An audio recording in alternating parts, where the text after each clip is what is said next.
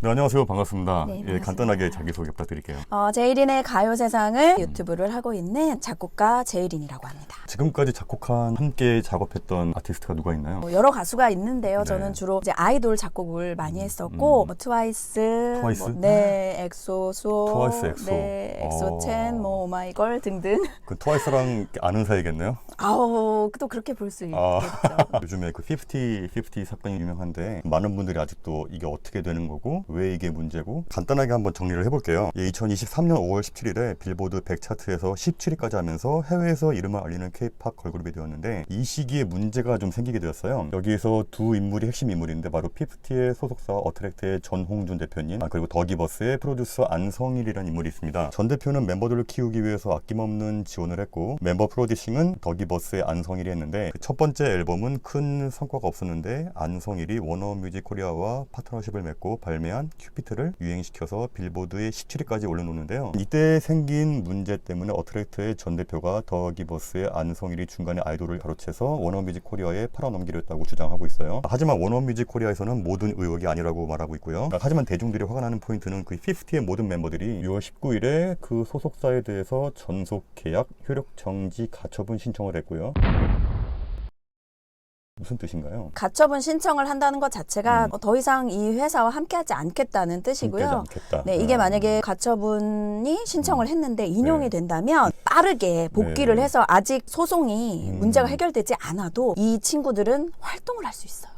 그래요? 아무튼 멤버들은 전 대표가 정산도 제대로 해주지 않고 지원도 너무 안 해주고 너무 빡빡하게 스케줄을 돌린다는 이유로 이렇게 했다고 하는데 그 대중들은 물론이고 이쪽 업계의 모든 관계자들이 인정을 안 하는 분위기예요. 안성일은 끝까지 자기는 아이들을 뺏어가려고 한 적이 없다고 하는데 그 전문 용어로 템퍼링이라고 하죠. 네네. 이게 원래 스포츠계에서 쓰는 용어인데 그 어느 팀의 소속 선수에게 부당하게 접근해서 빼오려고 하는 행위인데 이런 일들이 좀 자주 있나요? 사실은 이게 굉장히 음지에서 아는 사람들끼리 그런 일들이 좀 있었다라고만 그렇다더라라는 얘기만 있었을 뿐이지 네. 지금처럼 이렇게 수면에 오른 거는 사실 어떻게 보면 큰 화제가 된 건 처음이 아닐까. 그런데 지금 이제 K-팝 산업이 굉장히 어떤 BTS를 기점으로 해서 뭐 네. 블랙핑크도 있고 그 다음 주자들도 굉장히 어떻게 보면 주목을 많이 받고 있는 이런 시점에 중소회사에서 처음으로 신인을 발굴해서 이렇게 큰 성적을 거둔 거는 사실은 큰 의미가 있거든요. 네네네. 그런데 이 K-팝 시장을 더 이상 발전시켜 나갈 수 없는 걸림돌이 템퍼링이 아닐까라는 그런 의견들이 상당히 네, 많아요. 네. 근데 이 템퍼링이라는 거는 그동안은 아름아름 그렇게 많이들 하고 있었을지도 모른다는 생각이 드는 게 손승연 씨라는 가수가 있어요. 근데 이 가수가 전에 이제 포춘 엔터테인먼트라고 하는 엔터테인먼트랑 계약을 맺어서 활동을 하고 있는 중간에 갑자기 이제 안성일 씨가 중간에 끼어들었죠. 그리고 템퍼링을 해갔어요. 네. 그런데 사실은 나와서 손승연 씨와 안성일 씨 두 분 다 부인을 하셨어요. 굉장히 치밀한 거짓말로 말씀을 하셨는데 이번 그것이 알고 싶다에서 이제 방송된 부분이 무엇이냐 하면 함께 소송 비용을 대고 안성일과 나는 함께 손승연을 빼왔다라고 인터뷰를 하십니다. 그분도 물론 본인도 당했다라고 이제 말씀을 하시지만 같이 템퍼링을 해온 분이 나와서 말씀을 하신 거니까 이거는 확실한 거죠. 그래서 우리가 생각했던 그 손승연 씨와 안성일 씨의 관계는 사실 맞았고 네. 안성일 씨가 다른 누군가와 함께 손승연 씨를 템퍼링에 온 것은 사실이었다. 어떻게 보면 이런 의혹들만 굉장히 많았었는데 굉장히 말을 잘해주고 되게 잘해주면서 뒤로는 이렇게 빼돌린 거 아니냐는 그런 의혹들이 상당히 많았었는데 좀 이상한 점들이 한두 개가 아니었어요. 그런데 경력도 부풀린 것이었고 학력도 허위 오기제를 하셨더라고요. 네, 오기제다. 본인 입으로 말씀을 하셨어요. 나는 중앙대를 나온 적이 없다. 그렇지만 이력서에는 나무위키 등 중앙대 나온 것으로 돼 있었거든요. 이랬겠네요. 야 얘들아 지금 니네가 이 정도 사이즈가 아니야. 그렇죠. 나랑 같이 나오자.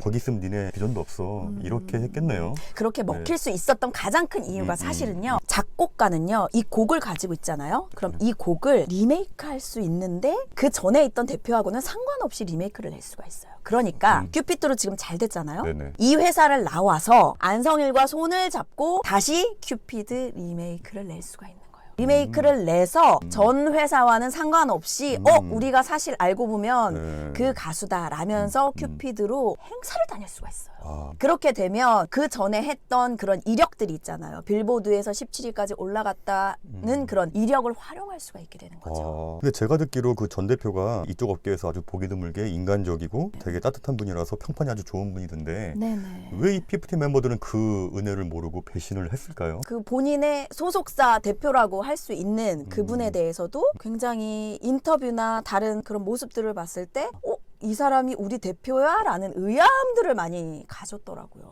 그 멤버들이. 왜요? 예를 들어서 안성일 씨한테는 인터뷰 도중에 네 대표님 이렇게 얘기를 해요. 안성일 씨한테는 대표님이라고 얘기를 하면서 안성일은 정확히 그 외부 프로듀서 그렇죠. 맞죠? 근데 왜 그렇죠. 대표님이라고 하는 거예요? 그걸 저도 모르겠어요. 그냥 단지 외주 용역 업체였을 뿐인데 아무래도 거기에서부터 자꾸 지금 이제 전홍준 대표님께서 아이들을 가스라이팅 한 것이 맞다라고 주장하고 있는 부분 중에 하나가 언젠가부터 아이들하고 소통을 할 수가 없었대요. 그 중간에 또 백 이사님이라고 계시거든요. 네. 그분은 안성일 씨 밑에 계신 분인데 그분이 어떻게 보면은 중간에 아이들과 이 전홍준 대표와의 중간에 막고 더 이상 소통을 할 수 없게끔 이렇게 만든 부분이 아닌가라는 증거들이 너무나 많이 나왔기 때문에 맞아, 대표는 전 대표지만 프로듀싱 하는 건 그분이니까 시간도 많이 보냈을 거고 그렇죠? 그렇죠. 그리고 모든 인터뷰나 이런 것들을 어트랙트 그러니까 전홍준 대표님 사무실에서 하는 것이 아니라 안성일 더기버스에서 진행을 하게 돼요. 그러니까 굉장히 그 회사에 자주 갔고 본인의 대표님이라고 네. 생각할 충분한 근거가 있다.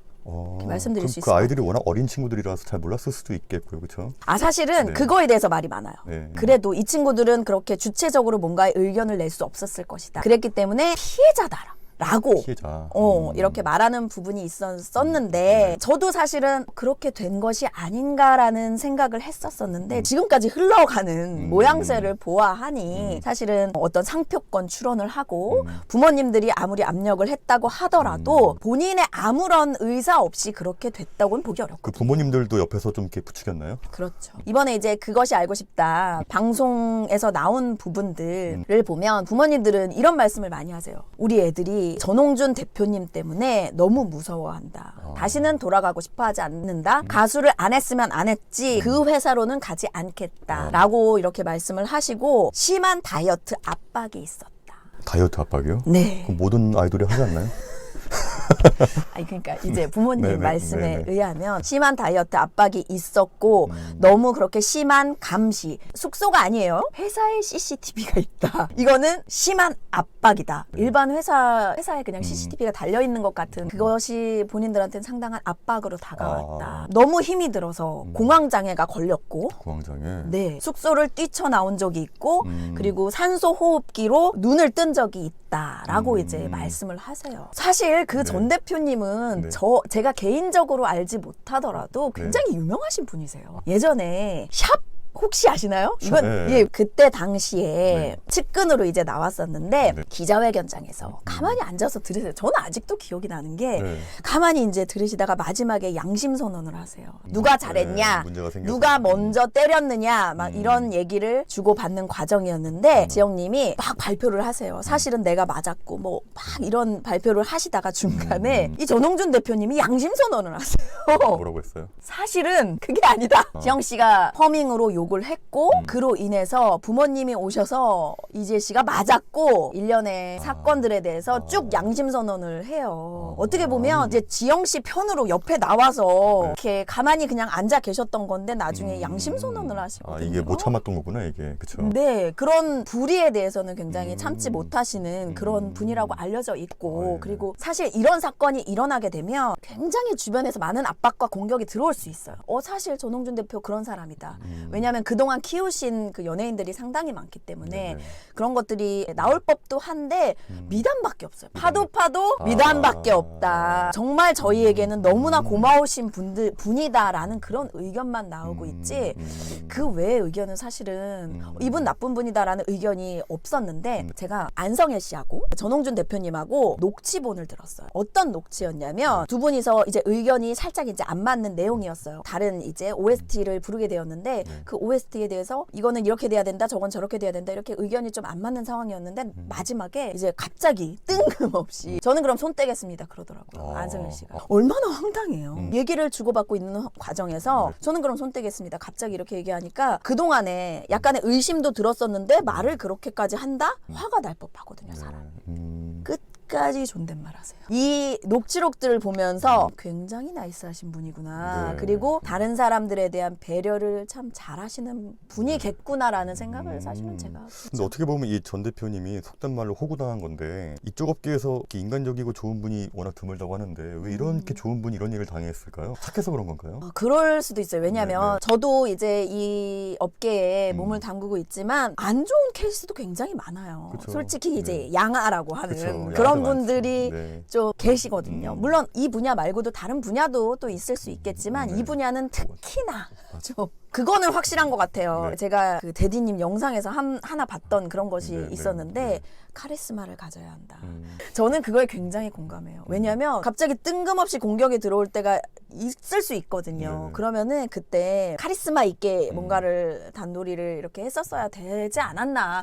너무 착하게 날쌔게 네. 잘해주지 않았나라는 생각이 사실 들어요. 그래서 아마 사람들이 다 안타까워하는 게 아닐까 생각이 들어요. 네. 이렇게 좋으신 분인데 결말이 자꾸만 안 좋게 네. 가니까. 그러니까요. 최근에 또 대중들이 화가 난 이유가 그 피프티 멤버들의 입장문이었다고 하는데 네네. 그 어떤 내용이었고 이거에 대해서 어떻게 생각하시는지. 카더라 이러면서 네네. 굉장히 많은 얘기가 있었어요. 네네네. 이거는 백 이사가 대신 쓴 거다. 아이들이 쓴 게 아니다. 막 이런 말들이 있었어요. 왜냐? 어린 친구들이 오해 참담 이런 말을 과연 쓸 수 있다고 생각하시나요? 저 한번 여쭤보고 싶어요. 참담하다는 솔직히 말해서 한 40대 후반 그러게. 50대 초반 이런 정도나 돼야 이렇게 쓸 수 있는 단어가 아닐까요? 내용은 솔직히 말씀드리면 아무 내용이 없었습니다. 감정 호소. 이제 제가 조금 놀랬던 건 증거 자료나 뭐 이런 것들은 아무 얘기도 하지 않고 앞으로 증거를 찾아보겠다는 앞으로 찾아서 제출하겠다 이런 내용들이 있었고 굉장히 감정적이고 이런 증거 제출에 대한 게 전혀 없구나. 사람들을 굉장히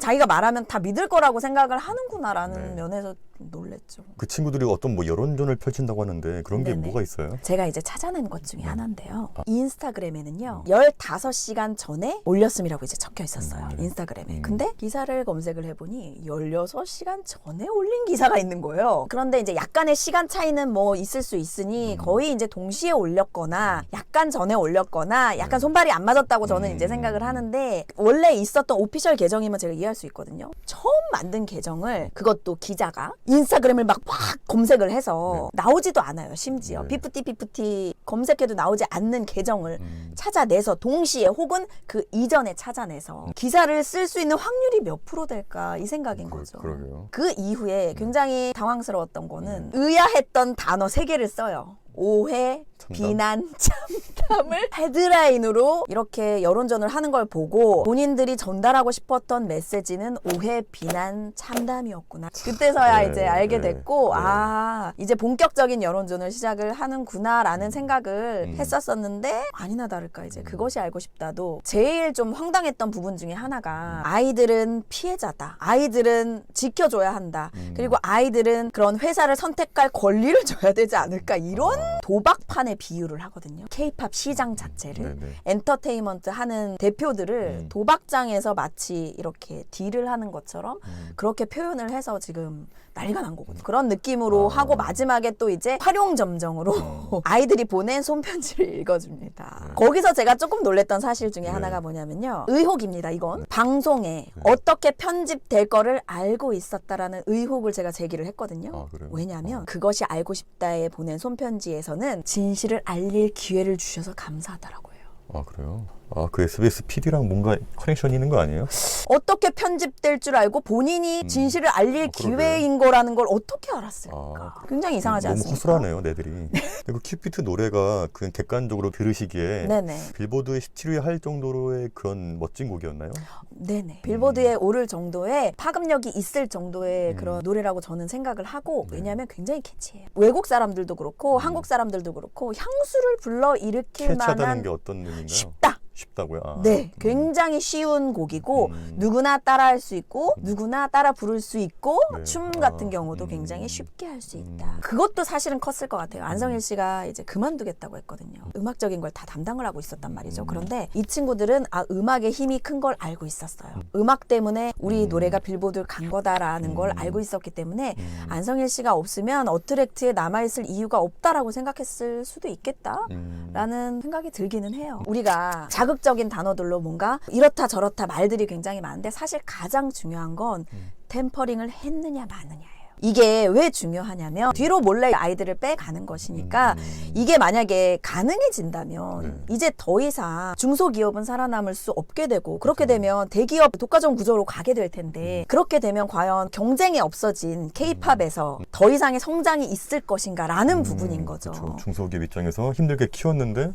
뺏어가면 그만이니까. 그렇죠. 그게 사실 가장 중요한 부분이거든요. 이 템퍼링을 한 것이냐 아닌 것이냐 그거에 초점을 맞춰서 얘기를 이제 좀 해야 되는 부분인 거고 그런데 이제 합리적인 의심을 할 수 있는 부분은 안성일 씨는 네. 그 이전에 손승연 씨를 템퍼링을 해서 포춘으로부터 빼앗아 갔다. 소송 비용까지 대주면서 두 번째도 소송 비용을 피프티에 소송을 비용을 대주면서 템퍼링을 해갔을 확률이 있다라고 다들 생각을 하는 거죠. 그 사람에 대한 평판은 좀 어때요? 평판이요. 지금 나오는 걸 보면 이제 제가 말씀드렸잖아요. 그 사람이 어떤 문제가 닥쳤을 때 주변에서 하는 말을 들어보면 이 사람이 어떻게 그동안 살았나를 알 수가 있는데 파도 괴담만 나온다. 안투라 그러거든요. 안투요? 네네. 안성일에게 미투? 당했다 이런 느낌으로 나오는 걸 보면 글쎄 과연 잘 사셨는지는 좀 의문이 든다. 예를 들어서 이런 거예요. 이 분이 아직 횡령은 안 했어요. 횡령은 안 했지만 혹시나 횡령을 할지도 모른다. 근데 또 능력도 없다. 나오는 돈은 피프티 돈밖에 없다. 그러니 피프티 돈을 뺏어갈 확률이 높다. 그래서 지금은 아니지만 앞으로 횡령을 할 가능성이 있다. 그래서 고발을 한 거예요. 너무 황당하지 않습니까? 심리적 의심만으로. 그렇죠. 그래서 제 생각에는 이 템퍼링을 과연 해간 것인지 안 해간 것인지 이 앞으로 이 피프티 친구들이 손승연 씨와 똑같이 할 것인지 손승연 씨는 이렇게 했어요. 이제 소속사와의 그런 분쟁에서 인용이 되지 않았어요. 인용이 되지 않으면 다시 전 소속사로 돌아가야 돼요. 그런데 소속사로 가서 이렇게 얘기를 합니다. 제가 몸이 좀 안 좋은 것 같아요. 좀 쉬겠습니다. 라고 얘기하면서 차일 피일 만남의 시간을 미룹니다. 그러면서 몰래 안성일 씨가 해준 매니저와 함께 활동을 하기 시작해요. 그래서 이제 그런 부분들에서 또 이제 소송이 어떻게 또 오가고 계속 그렇게 됩니다. 그러면서 시간은 또 계속 가고 그래서 포춘에서 그래 이쯤에서 요 정도 금액의 합의 보자 해서 아직 지급되지 않은 돈 손승연 씨한테 지급해야 할 돈을 이걸로 합의금 퉁치자. 그래서 이제 둘이서 그냥 합의 보고 끝난 사안이거든요. 이 모든 것은 안성일 씨가 지시를 했던 부분이다. 그런 됐죠? 적이 있더라. 네네. 그러니까 함께한 분이 나와서 인터뷰를 했으니 과거에 한 짓이 있으니까 대중들은 그것을 보고 판단하면 되겠네요. 네네. 각자 알아서. 네네. 그런 전적이 있는데 사실은 의혹이지만 혹시 피프티도 템퍼링을 해가서 다른 또 돈이 더 많이 있는 회사와 컨택을 시켜서 외국에서 활동을 하는 것이 아니냐라는 의혹이 상당히 많습니다. 근데 그 와중에도 그 전 대표님은 아이들을 끝까지 지키고 싶다고 하는데 네. 이분이 지금 원하는 게 뭘까요? 마지막으로 원하는 게. 저는 좀 슬프지만 솔직히 아직도 돌아오길 바라시는 것 같아요. 아 지금이라도? 네네. 가슴 아프다. 그럼 작곡가로서 이번 사태가 어떻게 끝났으면 좋겠어요? 표준 계약서가 바뀌어야 된다고 생각해요. 표준 계약서. 템퍼링을 내가 해가서 이 가수를 데리고 내가 더 이득을 취할 수 있겠다라는 생각이 데려가는 거잖아요. 그런데 내가 얘를 템퍼링을 해서 데리고 가도 내가 별다른 이득을 취할 것이 없다라는 것이 있다면 사실 누가 데려가겠어요. 이 모든 것의 원인은 머니에 있다. 지금 이 일련의 사태를 통해서 다시는 좀 이렇게 템퍼링을 해갈 수 중소기업이 힘들게 키워놓은 가수를 템퍼링에 갈 수 없는 제도를 좀 마련해야 되지 않을까. 바뀌어야 되지 않을까. 저는 피프티 친구들과 그 부모님들한테 꼭 하고 싶은 말이 있어요. 살면서 우리가 어려운 상황들을 좀 많이 맞이하잖아요. 그런데 증거 없이 말만으로 하는 거는 아무도 믿지 않는다. 그럼 마지막으로 인사 부탁드릴게요. 네, 저는 지금 제1인의 가요세상을 유튜브 채널을 운영을 하고 있는데요. 한 번씩들 오셔가지고 또 말씀도 나눠주시고 같이 공감해 주시면 좋을 것 같습니다. 오늘 너무 즐거운 시간이었습니다. 감사합니다. 네, 감사합니다. 네.